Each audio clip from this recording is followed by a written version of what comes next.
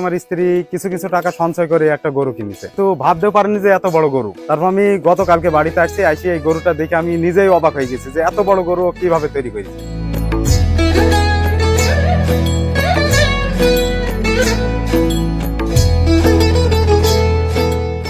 এই গরুর পেছনে আমার আম্মুর অনেক স্বপ্ন আছে। এই গরু বিক্রি করে আমার আর্থিক পড়াশোনার সাহায্য হবে।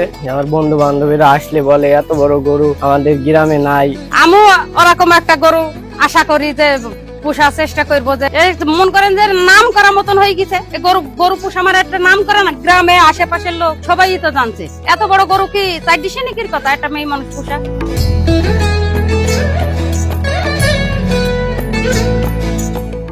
অনেকে অনেক কথা বলছে, তারা বলছে যে তুই বাইরে থাকিস আর দেখে তোর স্ত্রী একা একা কষ্ট করে কত বড় একটা গরু তৈরি করেছে। আসলে তাদের কাছে শুনিয়ে আমারও খুব ভালো লাগছে যে সে সংসারের টাকা কিছু কিছু বাঁচি যে এত বড় একটা গরু তৈরি করেছে। এতে আসলেই আমার মানে খুবই ভালো লাগছে এই কথাগুলো শুনি। আমি অনেকের কাছ থেকে শুনছি। তারপর এই যে বাইরে যখন যাচ্ছে বাইরের মানুষও আমার কাছে গল্প করছে যে তোর বাড়ি বড় নাকি একটা গরু আছে, কিন্তু আমিও জানিনি নিজে যে আমার গ্রামের মানুষ অনেকেই জানে যে আমার বাড়িতে একটা বড় গরু আছে। এই গরুটা আমার আম্মু প্রায় 2.5 বছর আগে কিনেছিল। এই গরুটা আমার আম্মু গা ধোয়ায়, আমার আম্মু খাওয়া দাওয়া করায়। আম্মুর পাশাপাশি এই গরুটাকে খাওয়া দাওয়া করাই, গা ধোয়াই। আর আব্বু প্রায় 10 বছর ধরে বিদেশ থাকে। এই গরুর পেছনে আমার আম্মুর অনেক স্বপ্ন আছে। এই গরু বিক্রি করে আমার আর্থিক পড়াশোনার অনেক সাহায্য হবে। আমার বন্ধুরা বলে যে তোর আম্মু এত বড় গরু পুষতে পেরেছে। আমি বললাম হ্যাঁ, আমার আম্মু এই গরুটাকে ভালো করে খাওয়া দাওয়া করাই। আমার বন্ধু বান্ধবীরা আসলে বলে এত বড় গরু আমাদের গ্রামে নাই। সে হলে যখন বাইরে যায় তখন বলে চাচি এই গরুটা আমার একটু তুমি দেখবা তো। আমি একটু বাইরে গেলাম, গরুটা যখন মন করেন যে ও চলে যায় তখন আমি একটু ওর বাড়ি এই জানলার ফাঁক দিয়ে একটু ঘোরাফেরা করি। যখন মন করা যায় গরুটা ওইভাবে সবসময় ধরো লালন পালন, তার গা ধোয়াইনি, তার খাওয়ানো, তার সানি না থাকলে চাষি এখন সানি তুরাতে পারিনি। আমিও ওরকম একটা গরু আশা করি যে পোষার চেষ্টা করবো, যে মন করেন যে নাম করার মতন হয়ে গেছে গরু পোষা। আমার একটা নাম করে না, গ্রামে আশেপাশের লোক সবাই তো জানছে এত বড় গরু কি তাই দিশে নাকির কথা একটা মেয়ে মানুষ পোষা। আমাদের ধরেন আর্থিক অবস্থা একটু ছিল, মানে অবস্থা খারাপ, গরিব মানুষ। আমার স্বামী টুকটাক করে গুছিয়ে গেছে, আমার স্বামী প্রবাসে যায় এবং যে টাকা পয়সা তার পেছনে খরচ হয়েছে বাদ বাকি আমি একটু শূন্য, মানে আমার হাতে আর টাকা পয়সা থাকে না।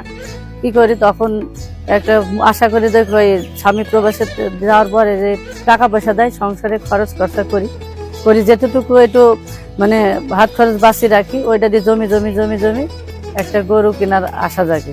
টুকটাক করে পুষতে 2.5 বছর হয়ে গেল।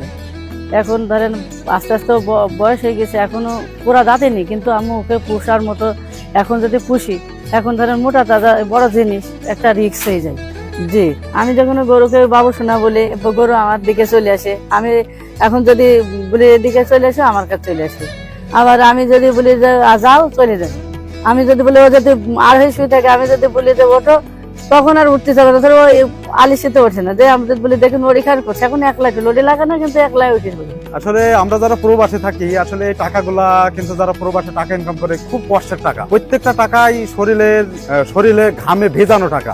আমি তাদের উদ্দেশ্যে বলতে চাই যে যে সকল আমার বোনরা বা খালারা যারা আছেন, তারা আপনাদের স্বামীর টাকা নিয়ে আপনারা এমন কিছু করবেন না যাতে আপনার স্বামীর মান সম্মান যায় এবং আপনাদের মান সম্মান যায়। আর আপনারা আপনাদের সংসারের দিকে মন দেন এবং সেই টাকাগুলা নিয়ে আপনার সংসার যাতে উন্নতি হয়, আপনার সন্তানাদি যাতে মানুষের মতো মানুষ হয়, মানুষের ভিতরে মাথা উঁচু করে কথা বলতে পারে, আশা করি আপনারা সেইগুলা করবেন।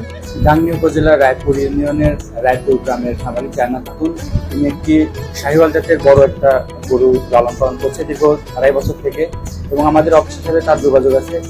আমরা যখনই তার সাথে যোগাযোগ করেছিলেন, তিনি অত্যন্ত সুন্দর মতো লালন পালন করেন এবং বিজ্ঞানসম্মত উপায়ে তিনি লালন পালন করেছেন। আর আমরা মহিলা খামারিদেরকে বিশেষভাবে প্রাধান্য দিই। বিভিন্ন ধরনের ট্রেনিং যেগুলো আমাদের উপজেলা থেকে আমরা পরিচালনা করি, তার মধ্যে আমরা পুরুষদের পাশাপাশি মহিলাদেরকে বিশেষভাবে অগ্রাধিকার দিই, যেন আমরা তাদেরকে ট্রেনিং দেওয়ার মাধ্যমে এই গরু লালন পালন সম্পর্কে কিছু তাদেরকে শেখানো যায়। আর আমাদের প্রাণী সম্পদ অফিসে আমরা খামারিদেরকে বিভিন্ন সময় কৃমিনাশক টিকা প্রদান করার মাধ্যমে যেন গরু রোগ ব্যাধি থেকে মুক্ত থাকতে পারে, সেই ব্যাপারে আমরা সবসময় সচেতন।